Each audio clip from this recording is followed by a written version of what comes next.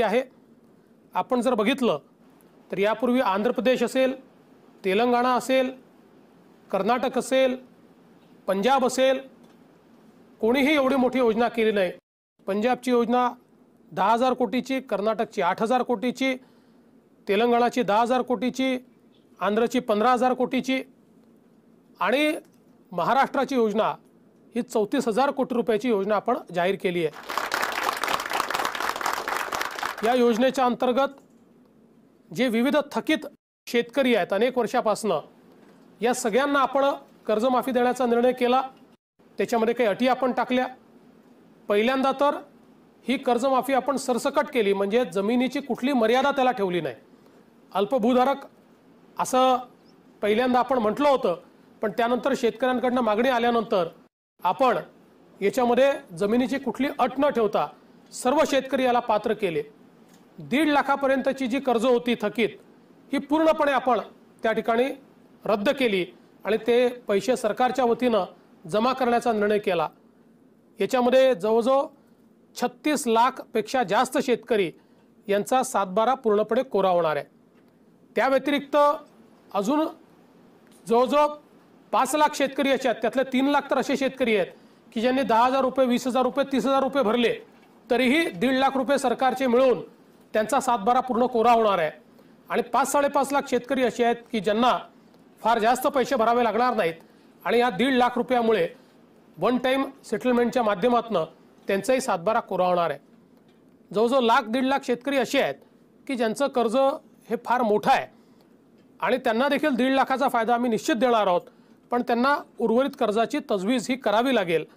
आणि या माध्यमातून 40 लाखपेक्षा जास्त शेतकऱ्यांना थेट या योजनेचा फायदा घेऊन आपलं 7/12 कोरा करता येईल। त्यानंतर ज्यांनी आपल्या कर्जाचं पुनर्गठन केलं आहे त्यांना देखील याच्यामध्ये आपण धरलेलं आहे, पण काही पुनर्गठित आणि चालू कर्ज नियमित भरणारे आहेत त्यांच्याकरता देखील आपण थोडी वेगळी योजना तयार केलेली आहे।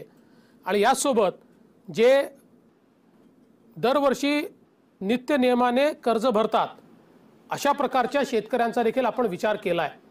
खरं म्हणजे ज्यावेळी मी विधानसभेत बोललो होतो त्याच वेळेस सांगितलं होतं की नियमित कर्ज भरणाऱ्या शेतकऱ्याला असं वाटू नये की आपण नियमित भरलं हे योग्य झालं नाही आणि म्हणून त्यालाही आम्ही काही ना काही योजना देऊ। त्यानुसार 25,000 रुपये आपण त्याला किंवा 25% पण किमान 15,000 रुपये अशा प्रकारची योजना ही त्याच्याकरता देखील आपण आणली आहे। आणि एकत्रितपणे 34,000 कोटी रुपयाचा या योजनेचा वित्तीय भार आहे।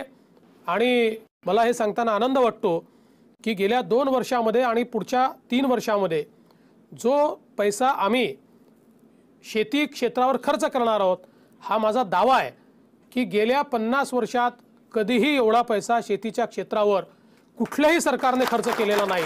तो आम्ही निश्चित खर्च करू आणि शेतीचं क्षेत्र अधिक सस्टेनेबल कसं होईल हा प्रयत्न आम्ही करू। आज या निमित्तानेच ही कर्जमाफी घोषित झाल्यानंतर खूप शंका कुशंका लोकांच्या मनामध्ये आहेत, त्या साहजिक देखील आहेत आणि म्हणून आम्ही हा निर्णय केला की आपण या शंकांचं समाधान करण्याचा प्रयत्न या कार्यक्रमाच्या माध्यमातून करू। कर्ज भरणारे जे आहेत त्यांचं मी खरोखर अभिनंदन करतो। याचं कारण ही जी काही आपली व्यवस्था आहे ती व्यवस्था त्यांच्यामुळे निश्चितपणे टिकलेली आहे आणि म्हणूनच पहिल्यांदा आपण यावेळेस हा निर्णय केला की जे नियमित भरणारे आहेत त्यांनाही मदत केली पाहिजे। आता काही लोक असं नक्की म्हणू शकतात की ही मदत कमी आहे, आम्हाला अधिक पाहिजे आहे। काही लोकांनी मागणी केली 25 ऐवजी 50 करा, काहींनी केली 40 करा, काहींनी केली 60 करा। मागणी काही चुकीची नाही आहे, पण प्रश्न एवढाच आहे की शेवटी आपल्या अर्थव्यवस्थेवर किती ताण आपण सहन करू शकतो याचा देखील विचार आपल्याला करावा लागतो।